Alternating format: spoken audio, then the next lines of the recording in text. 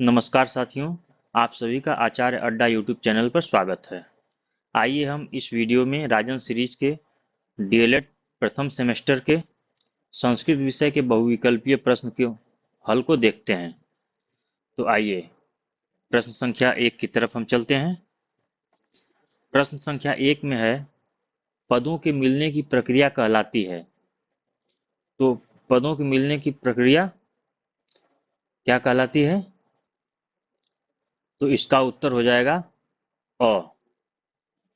क्या इसका उत्तर हो जाएगा? अ।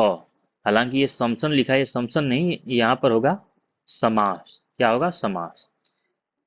आपको यहाँ पर ध्यान देना चाहिए कि यहाँ पर करा कि पदों के मिलने की प्रक्रिया क्या कहलाती है? समास कहलाती है। पदों के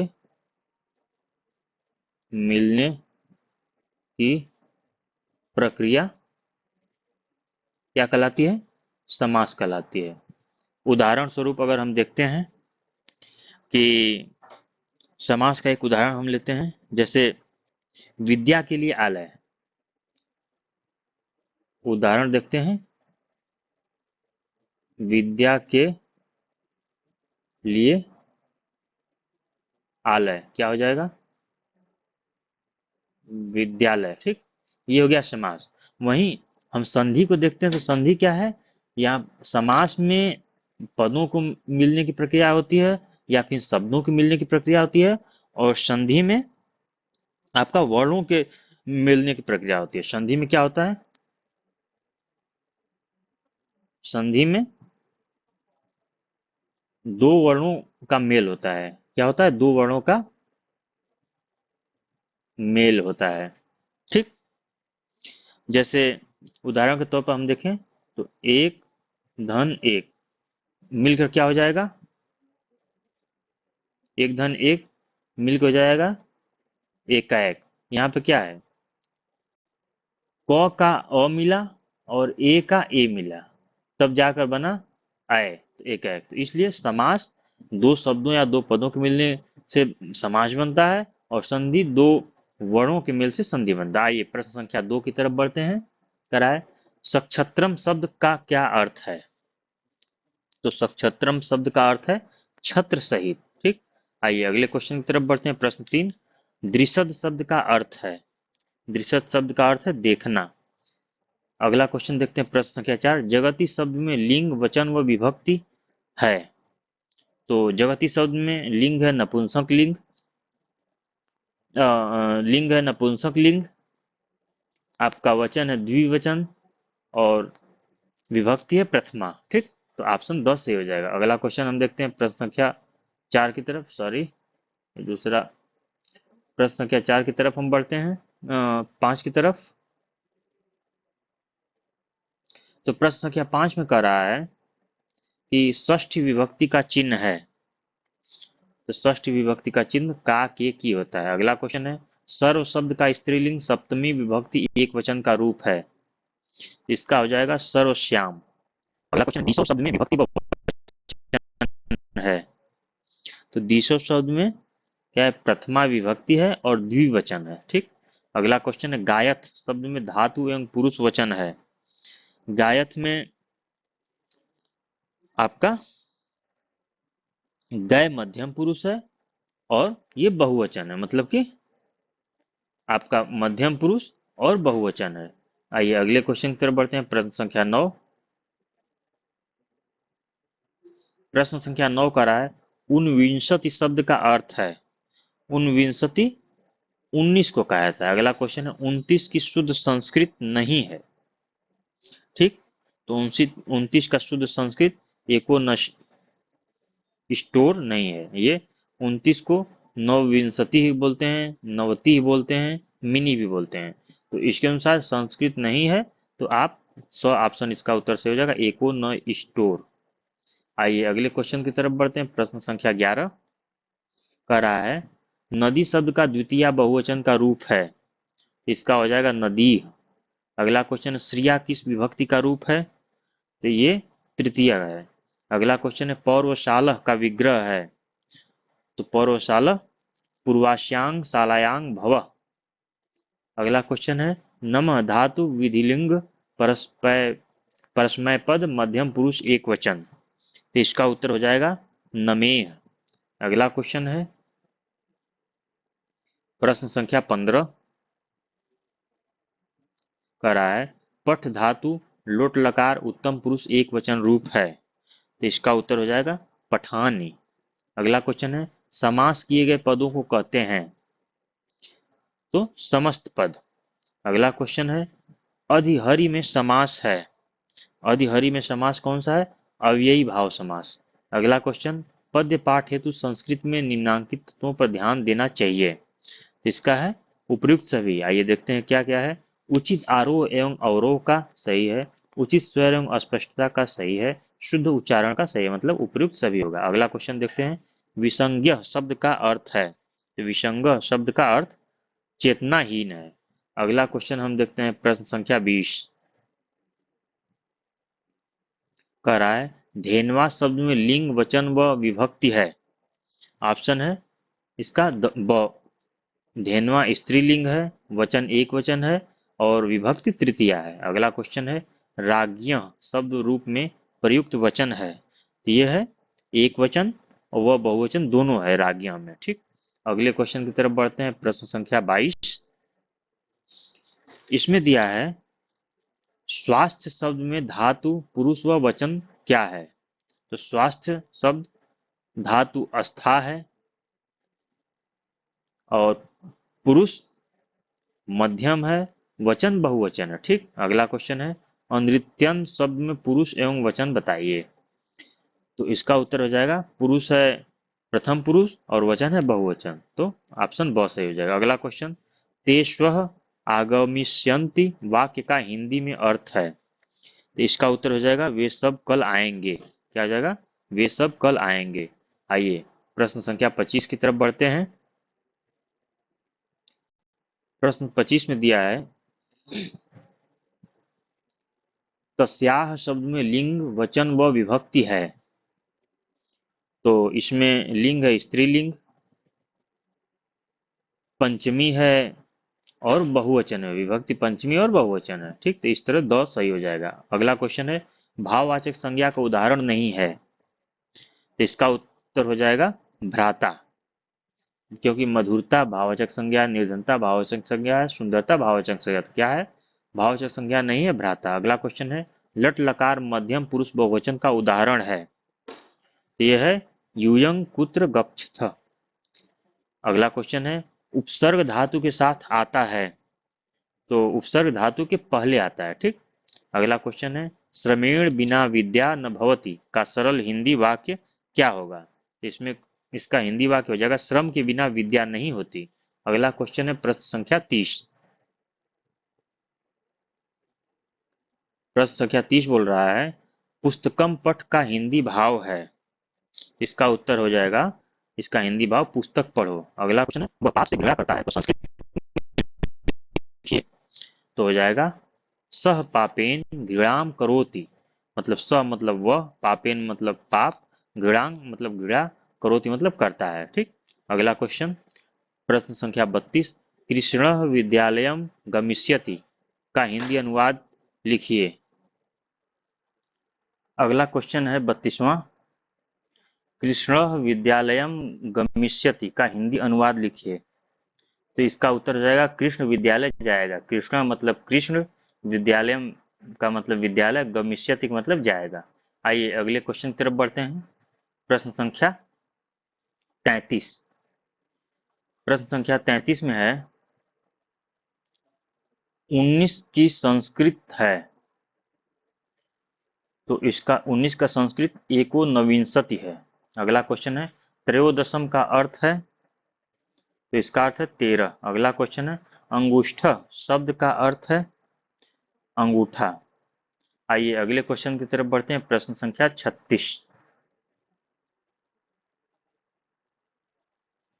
प्रश्न संख्या 36 है संस्कृत विषय वस्तु के मूल्यांकन हेतु प्रश्नों की अधिकतम उपलब्धता होती है, तो इसका उत्तर हो जाएगा आपका वस्तुनिष्ठ प्रश्नों में। ठीक, अगला क्वेश्चन है संस्कृत शिक्षण को श्रव्य दृश्य सामग्री शिक्षक सहायक सामग्री द्वारा रुचिकर बनाना है, यह सिद्धांत है। रोचकता का। अगला क्वेश्चन है, एकादश शब्द का हिंदी अर्थ है 11। आइए 39वां देखते हैं, पिपीलिका शब्द का अर्थ है, तो पिपीलिका शब्द का अर्थ चींटी है। आइए अगले क्वेश्चन की तरफ बढ़ते हैं। प्रश्न संख्या 40 कर आए, एकोनविंशति पद संख्या का बोधक है, इसका उत्तर है 19। अगला क्वेश्चन है, असमान शब्द में विभक्ति और वचन है, तो इसका उत्तर हो जाएगा द्वितीय विभक्ति और बहुवचन है। अगला क्वेश्चन है, पा धातु का लंग लकार मध्य पुरुष द्विवचन में रूप होता है, तो इसका उत्तर हो जाएगा आपका आप बीतम। ठीक। अगला क्वेश्चन है, उत्तम पुरुष से संबंधित सर्वनाम शब्द है, तो उत्तम पुरुष ऑप्शन स मैं होता है। ठीक। अगले क्वेश्चन की तरफ बढ़ते हैं।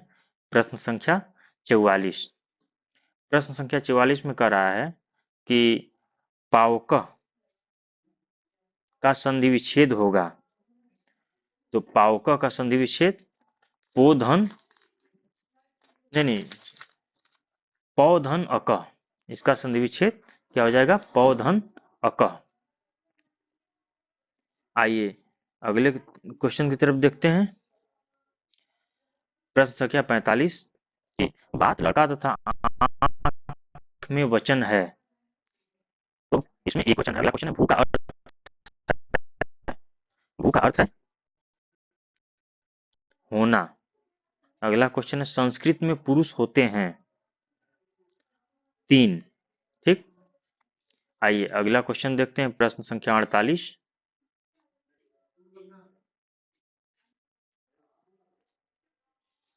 करा, प्रथम पुरुष बहुवचन की विवक्षा में जिस प्रत्यय का प्रयोग किया जाता है वह है झी।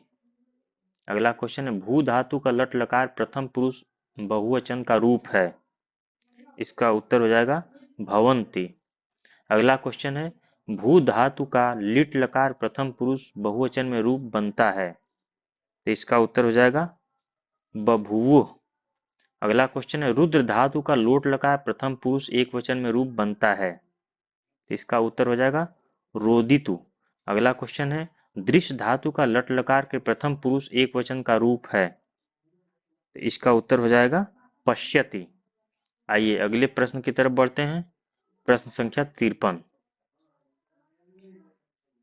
कह रहा है, हा धातु का लंग लकार प्रथम पुरुष बहुवचन रूप है जहंती। अगला क्वेश्चन है, दीव धातु का लट लकार प्रथम पुरुष एक वचन रूप है, इसका उत्तर हो जाएगा दिव्यति। अगला क्वेश्चन है, तुम मैं तथा गाय में कौन सा संज्ञा शब्द है, तो इसका उत्तर हो जाएगा गाय। आइए अगले क्वेश्चन की तरफ बढ़ते हैं। प्रश्न संख्या 56 कह रहा है कि संस्कृत में लिंग के प्रकार हैं,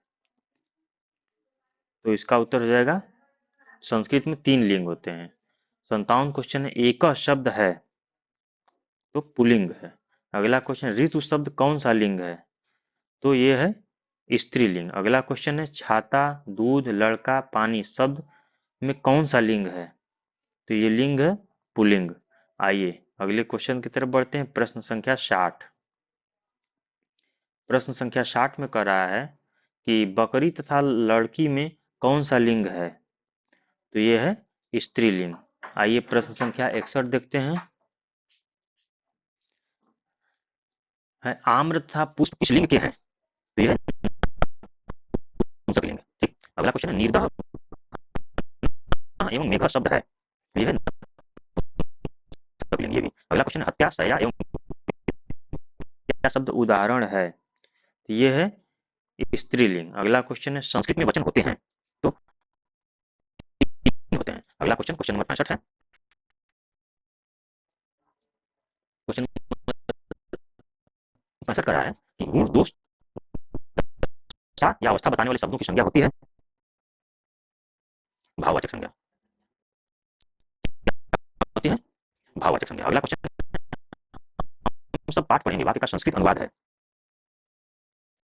वयं पाठं पठिष्यामः। अगला क्वेश्चन है, घोटक शब्द अभी हमारे सिस्टम में दोस्तों कुछ ग्लिच आ गया था, तो उसके लिए मैं क्षमा चाहता हूँ। आगे हम क्वेश्चन फिर से आगे बढ़ते हैं। क्वेश्चन नंबर 67 पर हम लोग थे कि घोटका शब्द का अर्थ है, तो इसका अर्थ है घोड़ा।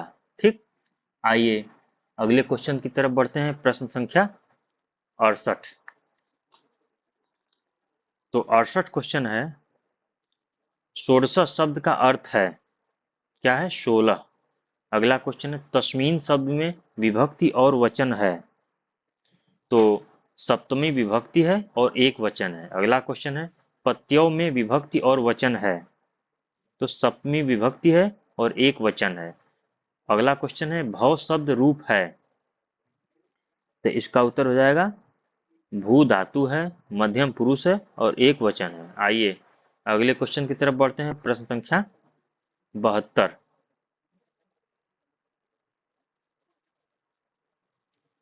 प्रश्न 72 है, उकारांत पुल्लिंग शब्द है, तो इसका उत्तर हो जाएगा अणु।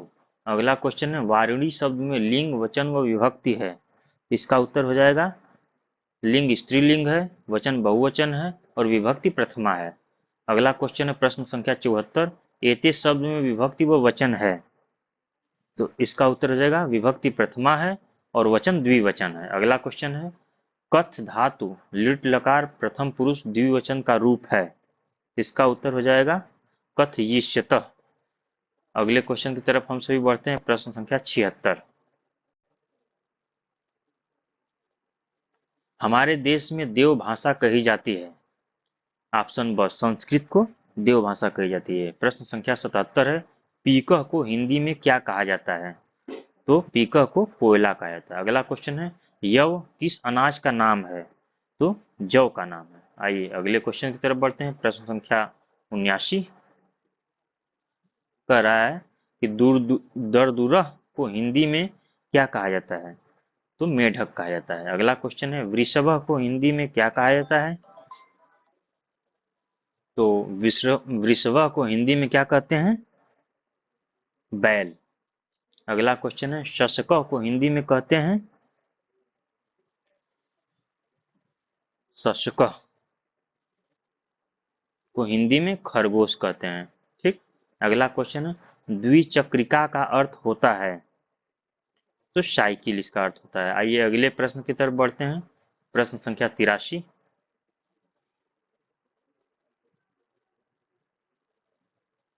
कह रहा है, संस्कृत में संज्ञा के भेद हैं, तो संस्कृत में संज्ञा के 3 भेद होते हैं। अगला क्वेश्चन, किसी वस्तु, प्राणी, व्यक्ति, स्थान या भाव आदि को कहते हैं संज्ञा। यहाँ पर एक चीज आपको थोड़ा सा मिस्टेक है, करा किसी वस्तु, प्राणी, व्यक्ति, स्थान या भाव आदि को कहते हैं। स्थान या भाव के नाम को कहते हैं, क्या कहते हैं, के नाम को क्या कहते हैं, संज्ञा कहते हैं। ठीक, अगला क्वेश्चन है 85 नंबर, श्वेत पीतः किसका उदाहरण है, तो यह है कर्मधारय समास का उदाहरण। अगला क्वेश्चन है, कर्मधारय का उदाहरण है, क्या है, पंचगंगम। अगला क्वेश्चन है, बहुत से पदों को मिलकर एक पद बन जाता है, क्या कहलाता है, तो समास कहलाता है। ठीक, तो ये था हमारे वीडियो का अंतिम क्वेश्चन। अगर आपको यह वीडियो अच्छा लगा तो आप इसे लाइक करिए, कमेंट करिए इससे रिलेटेड, और अपने दोस्तों में शेयर करिए, जिससे कि आपके दोस्त भी इस वीडियो का लाभ उठाकर डीएलएड के एग्जाम में अच्छा नंबर प्राप्त कर सकें। और अंत में आपसे यही कहूँगा कि इस चैनल को सब्सक्राइब करिए लेटेस्ट अपडेट पाने के लिए। धन्यवाद।